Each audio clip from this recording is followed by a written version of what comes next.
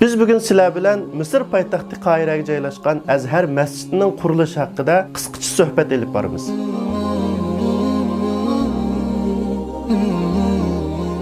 Peygamber aleyhisselam Medine Munavvaraga hicret qilgandan keyin tunji bo'lib masjid bino qilgan edi. Shuningdan itiboran bu masjidlar faqatla musulmonlarning ibodat qiladigan joyi bo'lib qolmasdan, balki islom madaniyatining ayrilmas bir parchasi sifatida bütün dunyoga tarqaldi. Masjidlarning egiz va ko'rkam munarlari qad ko'targan shahar va rayonlar İslamdan iborat buyuk ne'matga musharraf ekanligini jakarlagan holda qad ko'tarib turmoqda. Bu ahvolni sezgan musulmonlarga qarshi hokimiyatlar hujumni oldi bilan masjidlardan boshladi. Hatto zirar masjidlari qurilib, islom ummatining aqida va e'tiqodlarini buzib tashlashga urindi. Vatanimizda dinin qilingan tunji hujumlar oldi bilan masjid munarlaridan boshlangan edi. Chunki masjidlardan olim ulamalar, da'vatchi ustozlar yetishib chiqadi. Ummatni uyg'otadigan erkaklar masjidlarni avad qiladi. Biz bugun sizlar bilan Misr poytaxti Qohiraga joylashgan Azhar masjidining qurilishi haqida qisqacha suhbat elib boramiz. Shia mazhabini asos qilgan Fatimiya davlati milodiya 969-yili Misrni qo'lga keltirgandan keyin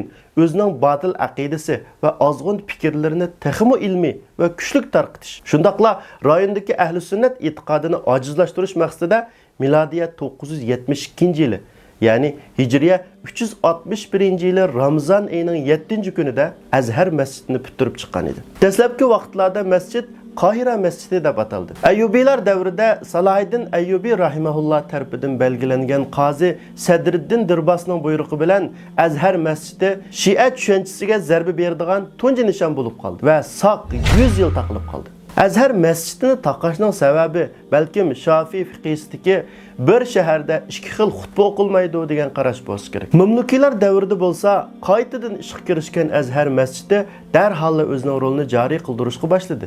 Masjidda 4 mazhab fiqhisi va payg'ambar hadislari o'qitildi. 1517-yili Osmoniylar Misrni qo'lga olgandan keyin Azhar masjidiga alohida ahamiyat berdi. Birinchi Sulton Salim Misrdagi tunji juma namozini Azhar masjidida o'qidi. Toki 1961-yili Azhar universiteti qurilguncha Azhar masjidi O'ttir Sharqdagi ilm markazlarining biri bo'lish sifatini yo'qotib qo'ymadi. Bizmi bugun chet ellarda o'zimizni qo'g'dab qoladigan bir o'ringa muhtoj. Bu o'rin bizning dinimiz va milliy kimligimizni saqlashda muhim rol o'ynaydigan masjidlar bo'ladi albatta. Shu sababdan Uyg'urlar o'ltiraqlashgan davlat va rayonlarda masjidlarni avad qilish, agar masjid bo'lmasa, bino qilishga alohida ahamiyat berishimiz, shundaqla avlodlarimizni masjid so'ygusi bilan tarbiyalashimiz kerak. Masjid bino qilish hargizmi iqtisodni isrof qilganlik va yoki behuda pul xarjlash bo'lmaydi. Chunki masjidlardan jamiyat barpo bo'ladi. Bundaq jamiyat vatani va millat uchun kuch qo'sha oladigan avlodlarni yetishtirib chiqa oladi. Ulug' Alloh